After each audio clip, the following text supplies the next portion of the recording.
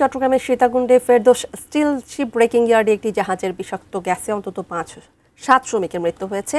এই বিষয়ে বিস্তারিত জানাতে সেখান থেকে যুক্ত হচ্ছেন প্রতিনিধি মনিরুল ইসলাম পারভেজ। মনিরুল, একটু জানাবেন আমাদের বিস্তারিত এখনকার কি অবস্থা? 7 শ্রমিক এরই মধ্যে মারা গেছেন, আরো যারা আহত হয়েছেন তাদের কি অবস্থা? আচ্ছা, প্রথমে জানা রাখি যে শিপইয়ার্ডে যে বিস্ফোরণের কথা বলা হচ্ছিল, তবে আমরা শুনেছি যে বিষাক্ত গ্যাস, সেই বিষাক্ত গ্যাস থেকে আসলে এই মৃত্যুর ঘটনাটি ঘটে। শিপইয়ার্ডের আমরা যতটুকু তথ্য পেয়েছি এখন পর্যন্ত 8 জনের মৃত্যু হয়েছে বেড়ে। তবে আমরা আসলে নিহতদের নাম ঠিকানা সংগ্রহের চেষ্টা করছি, যেহেতু শিপইয়ার্ডের ঘটনা। তো ইন্ডাস্ট্রিয়াল পুলিশ আমাদেরকে এটি নিশ্চিত করবে, এসপি বলেছেন যে উনি সবার নাম ঠিকানা সংগ্রহ করছেন। তো এখনকার আসলে যে চিত্রটি রয়েছে এখানকার মানে শিপইয়ার্ডের ভিতরে যে চিত্র, যে বিক্ষুব্ধ এলাকাবাসী আমরা যতটুকু দেখেছি, শিপইয়ার্ডের ভিতরে মানুষ মারা যাওয়ার কারণে তারা কিছু লুটপাট করেছে, ভাঙচুর করেছে, সে ধরনের তথ্য আমাদের কাছে জানিয়েছে ইয়োনো, সীতাকুণ্ডে যিনি ইয়োনো রয়েছেন তিনি জানিয়েছেন সে ধরনের তথ্য।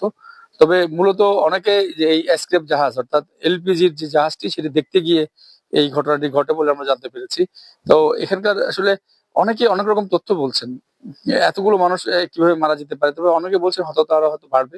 তো এখন পর্যন্ত আমরা মানে প্রশাসনিক যে তথ্য, সেই তথ্য অনুযায়ী আমরা এখন পর্যন্ত নিশ্চিত হতে পেরেছি যে এটি 8 জনে গিয়ে ঠেকেছে, মানে 8 জনেরই মৃত্যু হয়েছে, এটি আমরা মোটামুটি কনফার্ম। তবে নাম ঠিকানাগুলো আমরা জোগাড় করার চেষ্টা করছি। তো সব মিলে আসলে এখনকার যে পরিস্থিতি সেটি হচ্ছে এলাকাবাসী পুরো বিক্ষুব্ধ রয়েছে এবং ওনারা কিন্তু ওই শিপইয়ার্ডে হামলা হচ্ছে এবং সেখানে তথ্য আমাদের জানানো হচ্ছে। অতিরিক্ত পুলিশ মোতায়েন করার কথা বলেছেন আমাদের ইন্ডাস্ট্রিয়াল পুলিশ।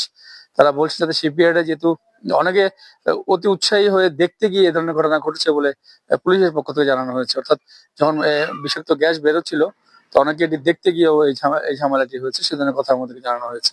আসলে বিষাক্ত গ্যাসের বিষক্রিয়া থেকেই মূলত এই সূত্রপাত। তবে চমেক হাসপাতাল ডাক্তাররা বলছেন যে ওনারা অনেককে অচেতন অবস্থায় পেয়েছেন, অনেকের যেহেতু হুড়াহুড়িতে অনেকের আহতের সংখ্যা একটু বেশি হয়েছে, অনেকেরই জ্ঞান ছিল না। তো সবারই চিকিৎসা চলছে। তো সর্বশেষ যেটি জানিয়ে রাখি এখন হচ্ছে যে নিহত সংখ্যা বেড়ে এখন হচ্ছে 8 জন।